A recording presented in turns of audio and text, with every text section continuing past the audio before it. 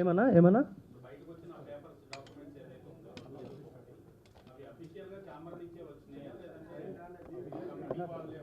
Unofficial అంటే మా గ్రూప్కి వచ్చినాయి. మా ఏదైతే కమిటీ గ్రూప్ ఉందో దానికి వచ్చినాయి. మళ్ళీ దాని ఇమీడియట్ ఫస్ట్ ఏదైతే లెటర్ వచ్చిందో అది ఇమీడియట్ వచ్చిన హాఫ్ అన్ అవర్లో డిలీట్ చేసేసారు. ఆల్రెడీ మీకు కూడా వచ్చి కొన్ని వచ్చినాయి వచ్చు, నో డౌట్. ఇంకోటి ఏంటి అంటే రెచ్చగొడుతుర్రు అక్కడ గ్రేడింగ్ చేస్తారంట. ఏం గ్రేడింగ్ చేస్తారా అబ్బాయి మీరు? ఏం గ్రేడింగ్ చేస్తారు నాకు అర్థమవుతలేదు.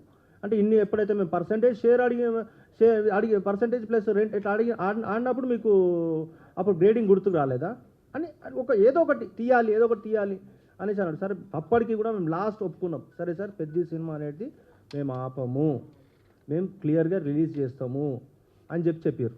సార్ అన్నాక కూడా ఇప్పుడు మళ్ళీ ఇవాళ పంపిస్తారు, రేపు పంపిస్తాం, ఎల్లుండి పంపిస్తాం, మళ్ళీ 3 వీక్స్ తర్వాత అన్నారు. మళ్ళీ ఇప్పుడు 6 వీక్స్ ఆల్మోస్ట్.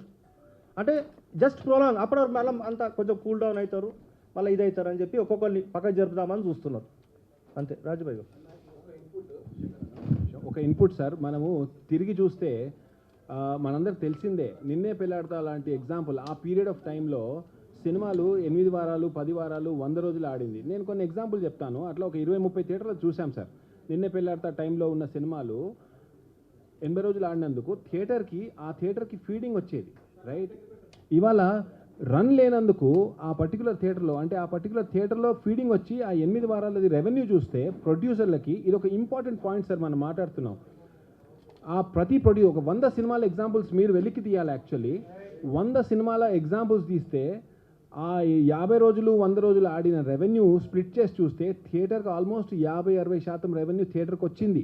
మిగతా 40% ప్రొడ్యూసర్కి వచ్చింది. పోయిన 10 ఏళ్ళ కింద 15 ఏళ్ళ కింద మీరు తీయండి. యాక్చువల్లీ అంటే అది ఆల్రెడీ థియేటర్ సిస్టమ్కి ఫీడింగ్ ఉండే.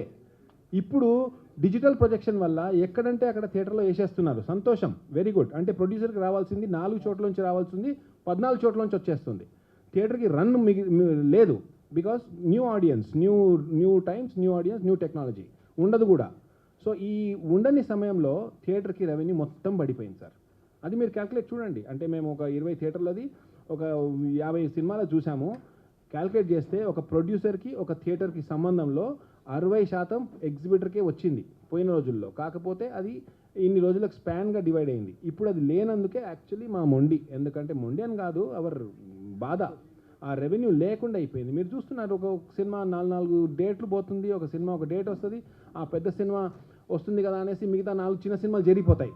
ఆ పెద్ద సినిమా రాదు, ఆ చిన్న సినిమాలు డిస్టర్బ్ అయిపోతున్నాయి. సో ఇది పోయిన 1-2 ఇయర్స్ నుంచి నడుస్తుంది. So yeah,